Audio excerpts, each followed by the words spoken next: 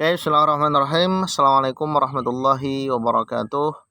Alhamdulillah, sallallahu alaihi Muhammad wa ala ali Muhammad, amma ba'du. Kembali hari ini kita belajar tentang sejarah kebudayaan Islam dengan tema berdirinya sejarah latar belakang berdirinya dinasti Turki Utsmani. Kebetulan dinasti Turki Utsmani ini berdirinya pada periode pertengahan zaman kemunduran. Walaupun disebut sebagai periode pertengahan zaman kemunduran, tetapi ini dinasti adalah dinasti terbaik di abad pertengahan. Dinasti luar biasa di abad pertengahan. Bahkan salah satu pemimpinnya itu masuk dalam klasifikasi hadis Rasul sallallahu alaihi wasallam. Jadi Rasul itu pernah bersabda dalam satu hadis dari Imam Ahmad, "Tuftahannal Konstantiniyah fala ni'mal amiruha wala ni'mal jaish dzalikal jaish." Sungguh pasti akan ditaklukkannya kota Konstantinopel, dan yang menaklukkannya adalah pemimpin terbaik, dan pasukannya adalah pasukan terbaik. Jadi ini masuk klasifikasi hadis Rasul tentang kepemimpinan terbaik di zaman atau di masa keislaman, walaupun disebut dengan sebagai abad zaman kemunduran. Nah, ini Hagia Sophia, salah satu dari hasil pembebasan kota Konstantinopel. Jadi di kota Konstantinopel itu ada gereja namanya Hagia Sophia. Tapi satu-satunya gereja terbaik di dunia pada saat itu. Bangunannya itu menakjubkan. Ada empat menara, itu bukan dari Hagia Sophia, tapi itu dibangun setelah kaum muslimin bisa menaklukkannya. Sisanya itu bagian dari Hagia Sophia, kota yang sangat indah atau gereja yang sangat indah. Seorang pelancong Rusia pernah berkunjung ke kota Konstantinopel selama sekitar 3 bulan. Lalu dia mengelilingi kota Konstantinopel. Dia lalu singgah di Hagia Sophia. Saat singgah lalu dia menulis dalam catatannya, "Saya ini lagi tersesat. Dan bahkan saya tersesatnya ini masih bingung apakah saya lagi tersesat di dunia atau sedang tersesat di surga." Saking indahnya Hagia Sophia dan kota Konstantinopel. Para sejarawan sepakat bahwa kota Konstantinopel adalah kota terbaik, kota terindah, kota yang paling menakjubkan. Para sejarawan sepakat itu. Di mana saat negara-negara lain itu jalannya masih menggunakan batu dan kerikil, Hagia Sophia dan kota Konstantinopel itu jalan-jalannya sudah dilapisi dengan batu marmer, dilapisi dengan keramik jalan-jalannya. Di sampingnya ada aliran-aliran sungai, ada ratusan pemandian, ada puluhan alun-alun. Alun-alun itu tempat bersantai untuk masyarakatnya. Ada karya-karya yang dibangun di kota itu yang menyegarkan mata, menyejukkan hati. Nah, itu Hagia Sophia. Dibangun oleh kerajaan Kristen Ortodoks Romawi Timur.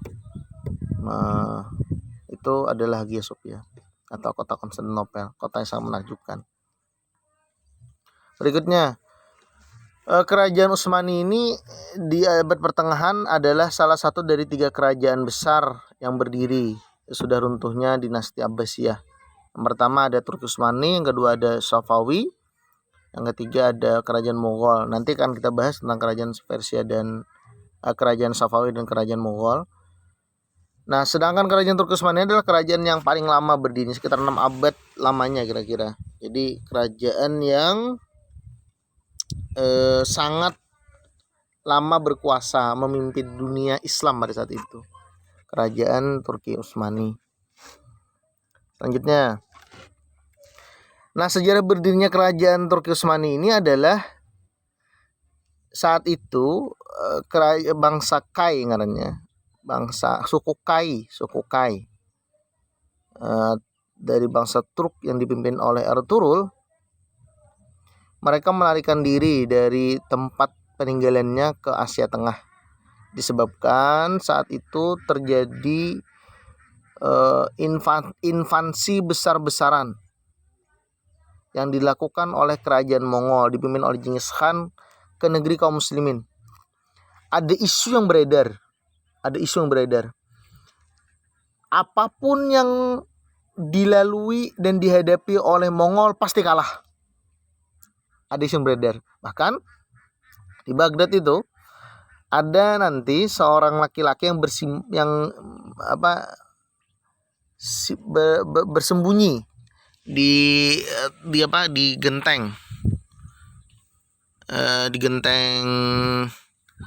bukan di genteng, di tempat air. Nah, misalnya, kayak ini, bersembunyi di dalam sini, lalu ketahuan oleh seorang wanita dari bangsa Mongol, dikeluarkan perempuan tadi, laki-laki yang bersembunyi tadi dari kaum muslimin. Pasca dikeluarkan, lalu kejar perempuannya, hadang dahululah, ini padangku patah, aku hendak mengambil pedang yang lain, hendak memanggil kepala Ikam. Dan anehnya, saking takutnya dengan bangsa Mongol, itu dengan perempuan Mongol, kaum muslimin yang laki-laki yang bersembunyi tadi setelah ketangkap, bagian aja menghadangi kepala yang dipanggil. Ada lagi di masjid dikumpulkan oleh seorang perempuan dengan hanya menggunakan bahasa Banyunya lading. Seratusan orang laki-laki berkumpul di masjid, lalu dipenggal satu persatu oleh hanya satu orang perempuan dari Mongol. Saking mengerikannya bangsa ini, sehingga oleh Ertuğrul lalu akhirnya bangsanya, sukunya tadi yang mengikuti dia karena dia sebagai pemimpin, berpindah dari daratan dinasti Abbasiyah pindah ke Asia Tengah, di daerah dekat dengan Eropa. Di situ lalu Ertuğrul membangun sukunya menjadi besar, dan salah satu yang dicita-citakannya adalah menjadikan keturunannya itu sebagai pemimpin penerus dari dirinya, yaitu anaknya yang bernama Utsman ini lalu dididik, diajarkan oleh Ertuğrul kepada salah seorang syekh yang terkenal pada masa Ertuğrul, namanya Syekh Edebali. Pesan dari Ertuğrul kepada anaknya, dia mengatakan, wahai anakku, kamu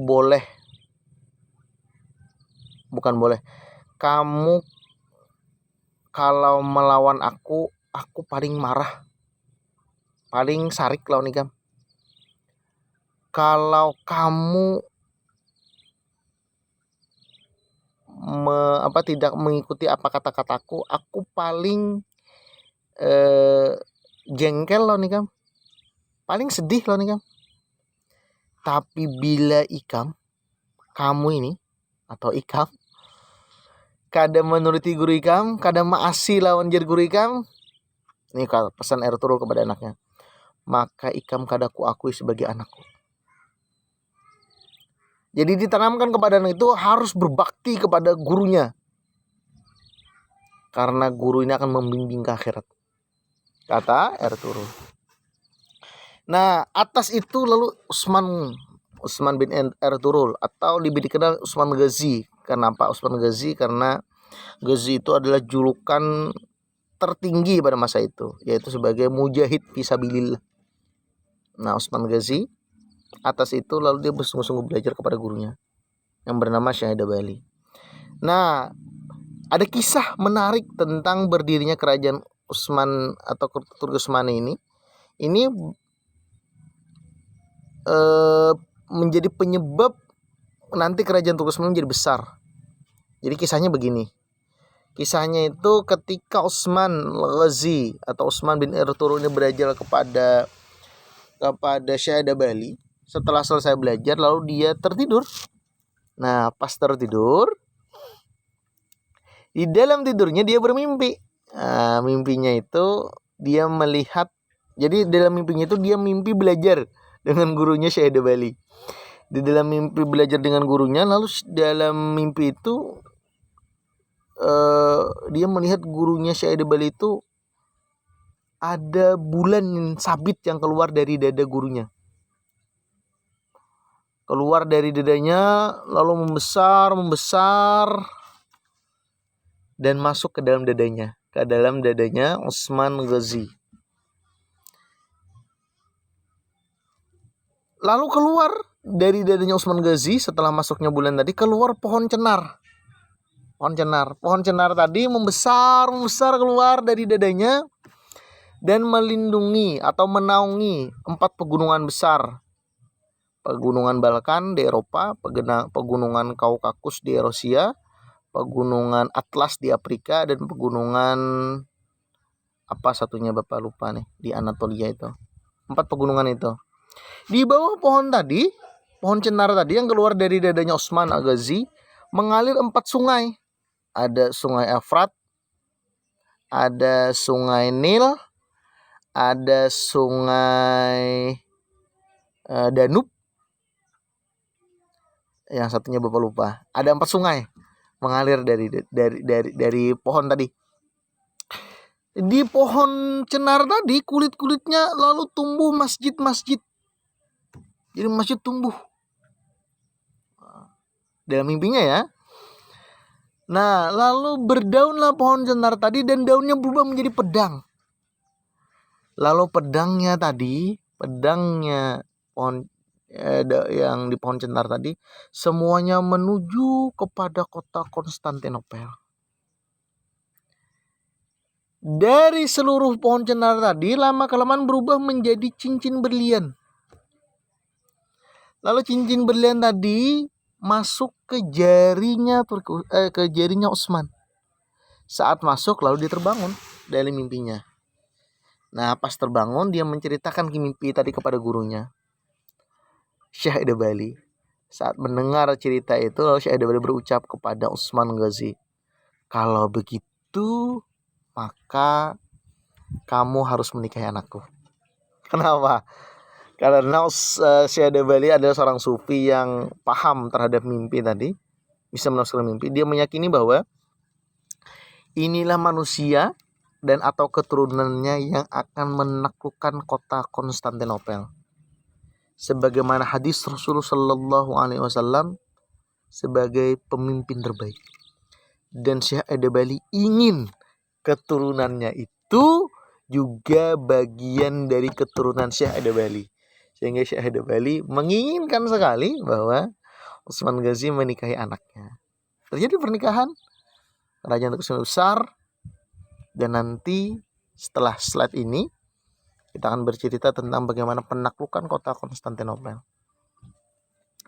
Berikutnya ada 5 periode kekuasaan Turki Utsmani itu. Ada periode 1 itu kekuasaan dalam hal pertumbuhan dan perluasan wilayah Islam, yang asalnya tadi hanya di Asia Tengah, nanti berkembang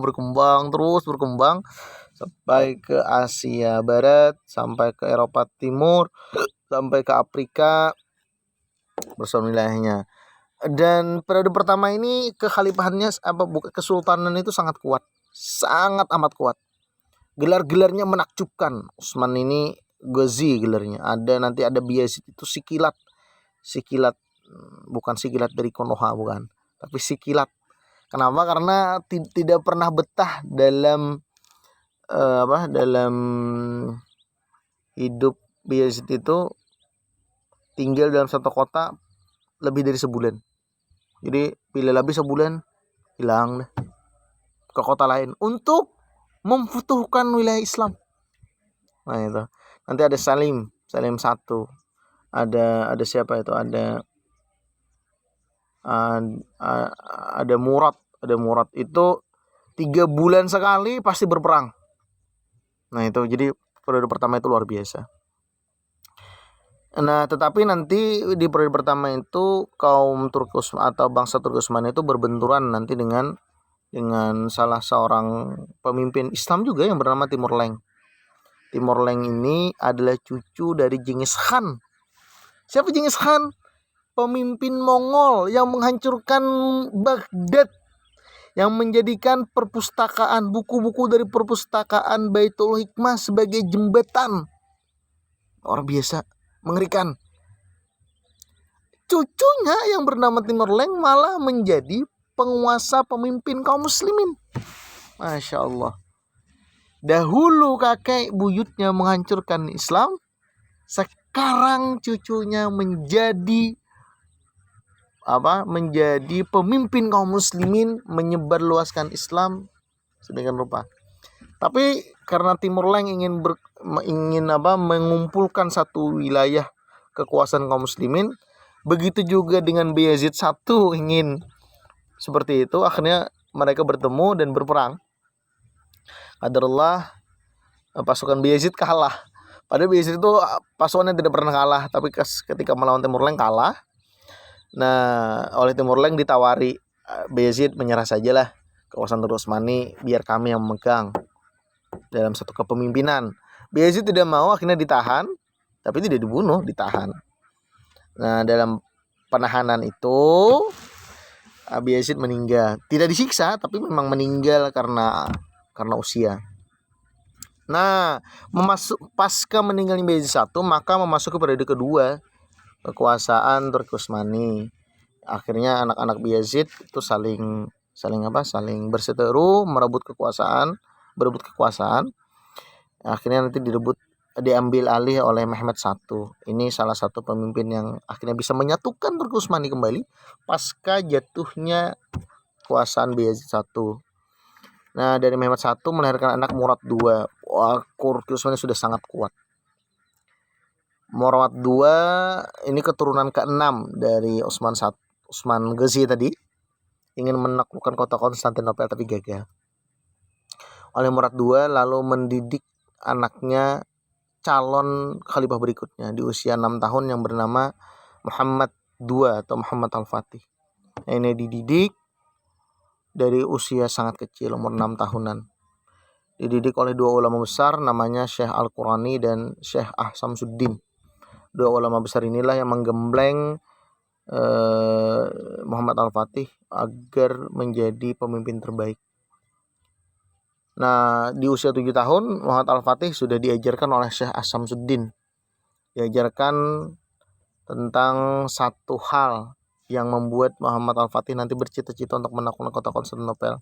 Jadi di umur 7 tahun Muhammad Al-Fatih diajak berekreasi, berjalan ke tempat yang sangat dekat dengan kota Konstantinopel.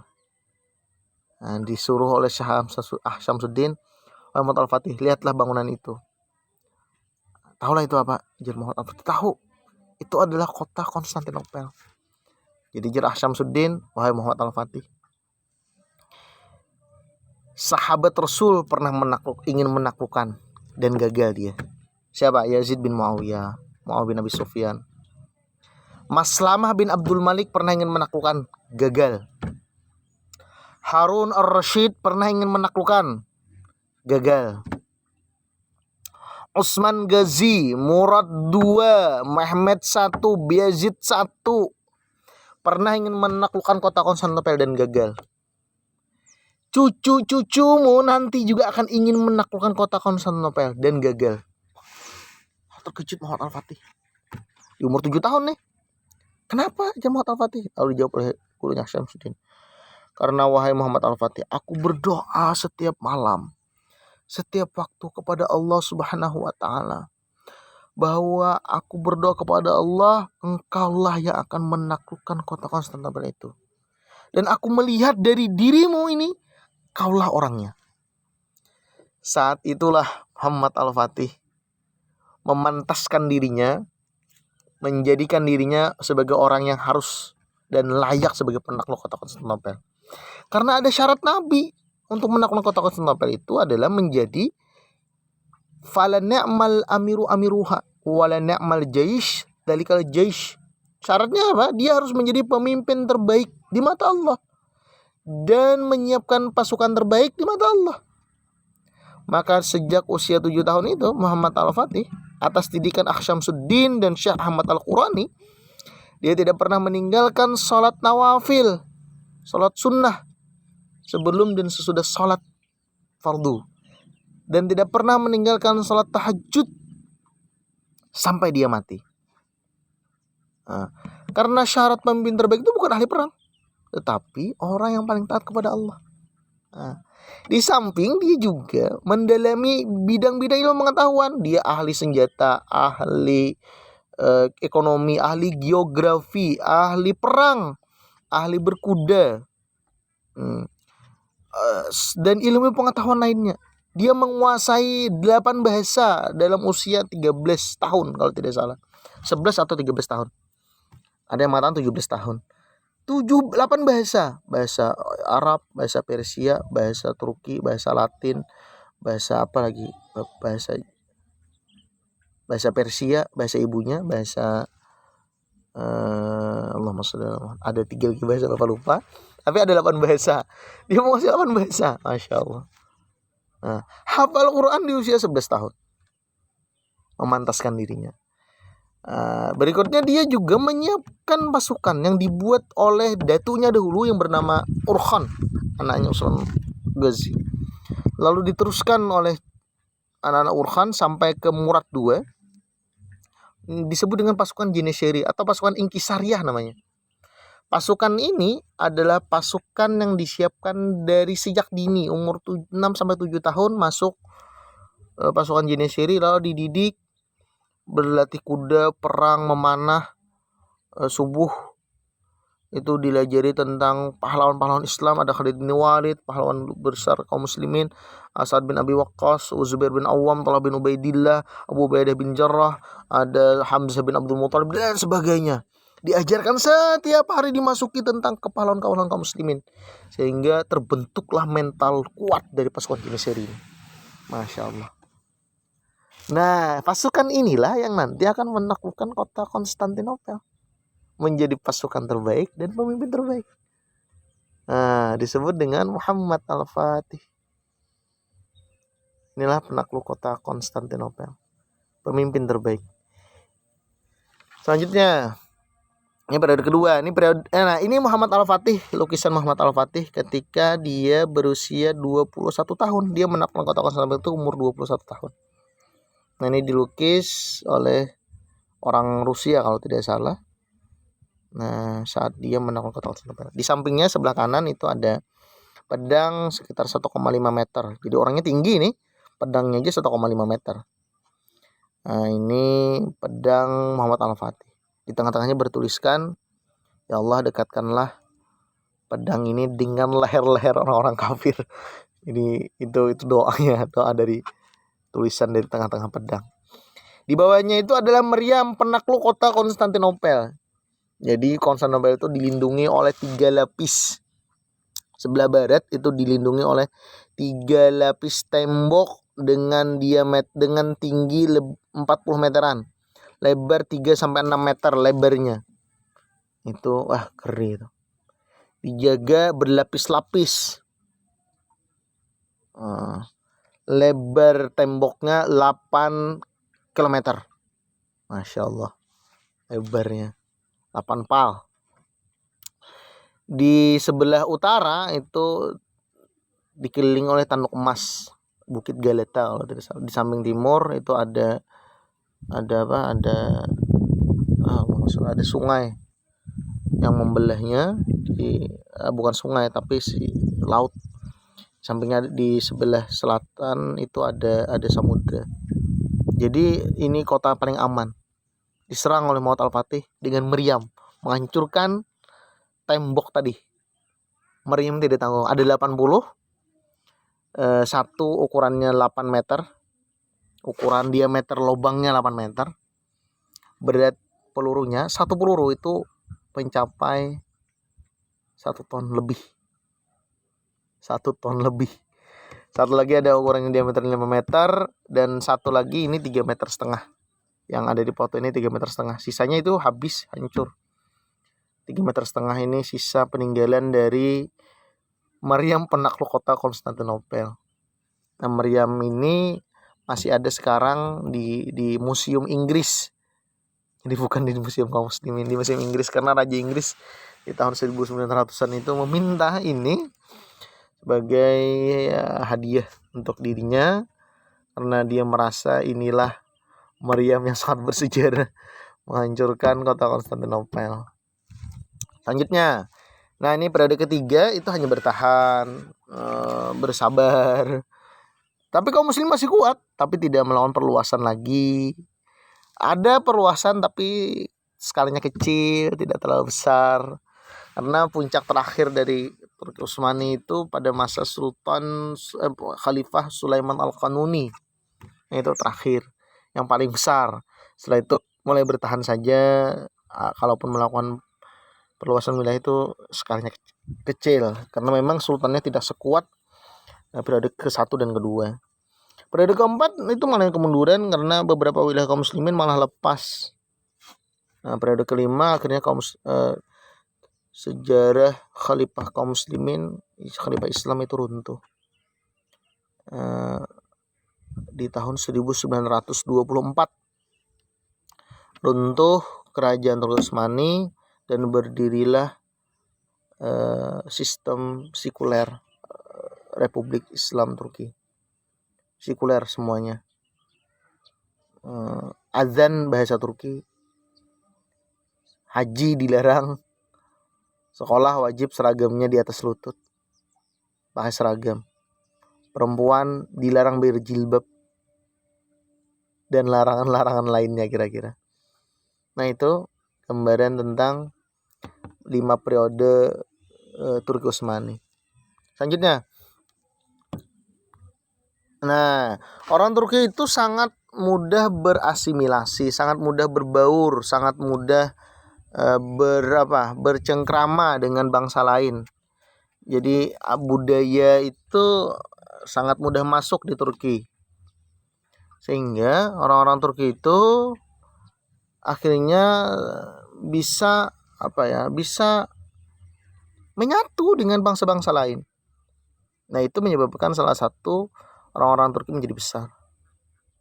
Nah, yang kedua, ciri khas orang Turki itu adalah orang yang ciri khasnya itu mereka ahli perang.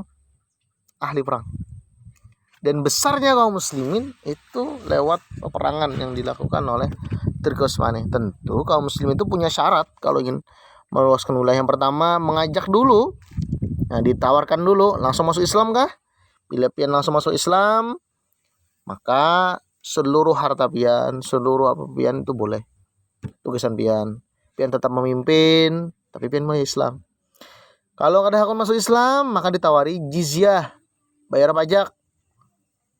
Bayar pajak. Bila ada hakun juga, kayak apa nih? Akhirnya perang. Nah, Turki ahli dalam berperang. Nah, itu kira-kira. Berikutnya, faktor-faktor kemunduran Turki Utsmani. Ada 2 faktor penyebab kemunduran Turki Utsmani. Yang pertama faktor internal, yang kedua faktor eksternal. Kita bahas dulu tentang faktor eksternal. Jadi, Turki Utsmani itu menjadi lemah dan mundur disebabkan oleh satu, kebangkitan orang-orang Eropa pasca Renaissance. Orang-orang Eropa itu mulai bangkit, mereka hebat membuat senjata, hebat membuat industri alat perang, hebat membangun industri perdagangan. Nah, orang-orang Eropa mereka bersatu. Nah, yang kedua, lahirnya dendam orang-orang Eropa dan Yahudi kepada kaum muslimin. Nah, kenapa dendam? Karena dari zamannya Umayyah, bahkan mungkin di zaman Rasul sampai Turki Utsmani, kaum muslimin itu hampir tidak pernah kalah. Kalaupun kalah, lalu kembali berikutnya menang. Misalnya dalam perang salib, kaum muslimin kalah pertama, setelah itu menang. Dalam perang melawan Mongol, kalah lawan Mongol, tapi setelah itu orang Mongolnya masuk Islam dan membangun kembali kaum muslimin, membangun kembali Islam. Dalam perang Hittin, kaum muslimin menang. Bahkan di Turki Utsmani itu dalam perang Konstantinopel kaum muslimin menang. Dalam perang melawan Dracula. Jadi ada salah satu pemimpin Eropa yang amat bengis, itu namanya Dracula. Itu kalau berperang dia tangkap musuhnya, dari kaum muslimin, lalu ditusukkan besi dari kemaluan kaum muslimin sampai ke tenggorokan. Mati, pasti mati. Bengis. Dan itu akhirnya dapat dikalahkan oleh kaum muslimin. Padahal pasukan itu adalah pasukan hantu. Kaum muslimin tetap bisa mengalahkannya. Akhirnya menimbulkan dendam dari orang-orang Yahudi dan orang-orang Eropa. Nah, dendam itu lalu mengakar. Mereka lalu melakukan berbagai macam cara, segala cara lah. Dan qadarullah itu menjadi pemicu runtuhnya atau mundurnya kerajaan Turki Utsmani. Berikutnya dari segi internal, kaum muslimin Turki Utsmani itu mundur disebabkan oleh lemahnya para sultan. Pengaruh sultan itu sangat berkurang. Berikutnya sistem birokrasinya juga. Jadi birokrasinya dahulu ketika Janissary itu menjadi pasukan elit di awal periode Turki Utsmani, bahkan pasukan Janissary ini adalah pasukan di mana mereka itu ketika dibawa berperang, mereka itu seperti pergi ke kondangan karena tujuannya mati syahid. Orang tua bangga ketika anaknya masuk dalam pasukan Janissary. Tapi di akhir periode Turki Utsmani, pasukan Janissary berkhianat. Terjadilah pemberontakan dan itu menyebabkan kelemahan sistem kerajaan Turki Utsmani. Berikutnya ada kemunduran bidang ekonomi karena banyak koruptor. Berikutnya kenapa ekonomi ini mundur juga disebabkan kerajaan Turki Utsmani di periode akhir itu banyak berhutang. Berikutnya wilayah yang luas dan cepatnya perkembangan penduduk. Jadi wilayah Turki Utsmani tadi sudah Bapak ceritakan mulai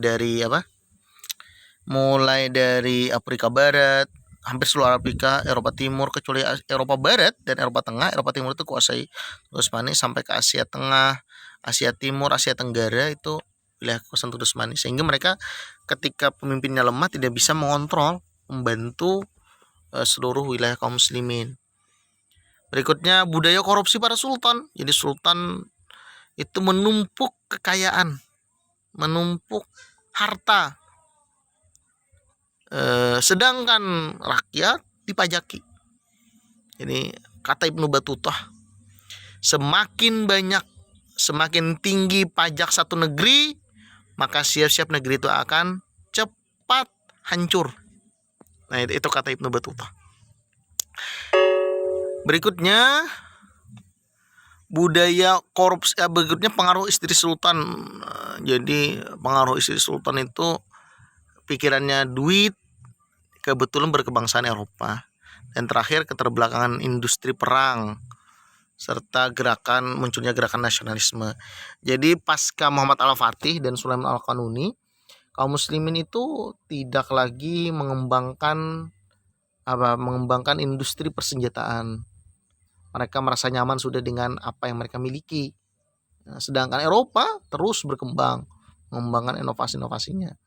Dan munculnya gerakan nasionalisme yang digagas oleh Turki Muda dipimpin oleh Mustafa Kemal Atatürk dari orang Yahudi ini. Nah, gerakan ini membuat lemah orang-orang kerajaan Turki Utsmani sampai runtuhnya. Itu kira-kira gambaran tentang kerajaan Turki Utsmani. Terakhir, Bapak ingin menyampaikan bahwa kerajaan Turki Utsmani adalah salah satu kerajaan terbaik tadi di Eropa, di kaum muslimin yang letaknya di Eropa Timur. Dan perlu diketahui bahwa Turki Utsmani ini adalah kerajaan yang amat sangat berjasa bagi kaum muslimin. Banyak sekali peninggalannya. Salah satu peninggalan yang Bapak bercita-cita ingin bisa membangunnya adalah disebut dengan bangunan komplek Kulyesi. Jadi Kulyesi itu adalah bangunan komplek yang terintegrasi semuanya. Di tengah-tengahnya masjid atau biasanya di depannya masjid. Di sampingnya ada Darul Quran, Darul Hadis, Darul Fikih.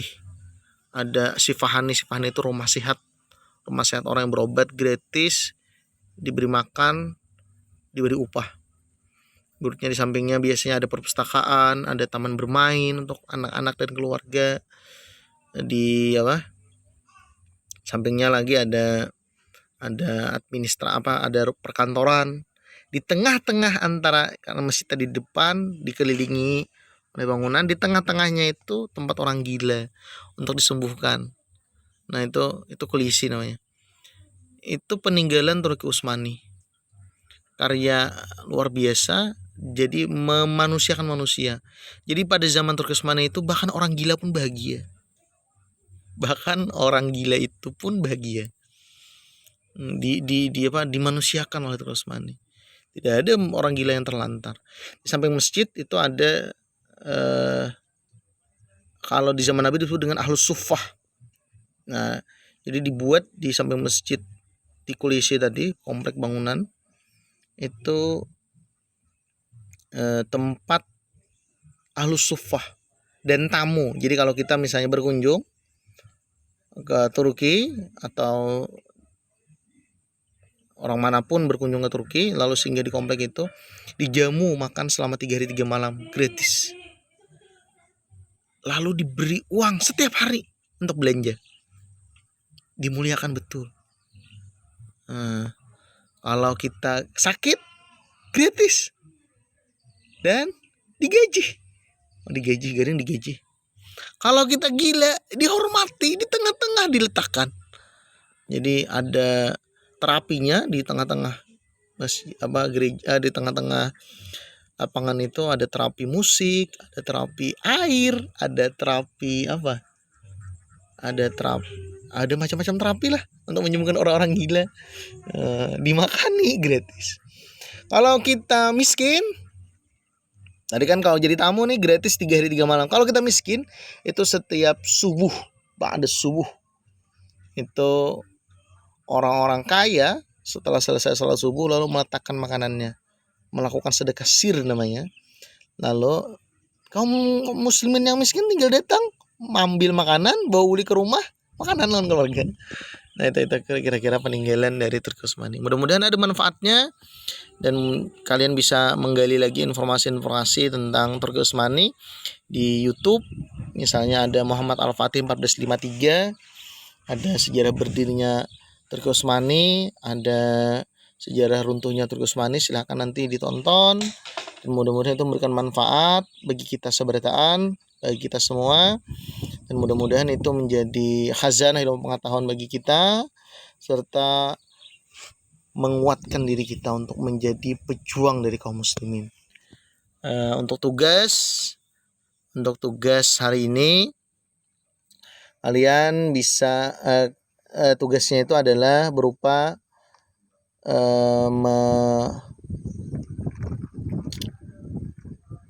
merangkum kisah hidup tentang Muhammad Al-Fatih. Jadi merangkum kisah hidup tentang Muhammad Al-Fatih, ditulis dalam kertas buku tugas.